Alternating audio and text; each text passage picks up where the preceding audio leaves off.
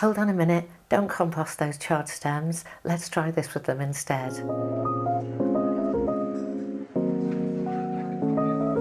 If you're anything like me, you might often be using the leaves from your chard, but be a little bit stumped about what to do with the stems. So in today's video, I'm going to show you a really quick solution for those days when your recipe needs lots of leaves and you're left with a big pile of stems. So let's do it.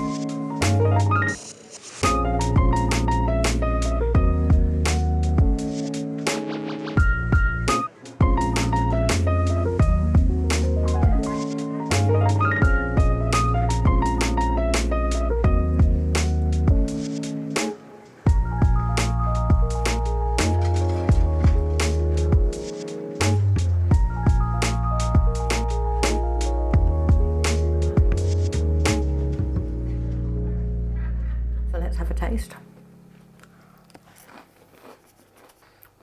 Really good.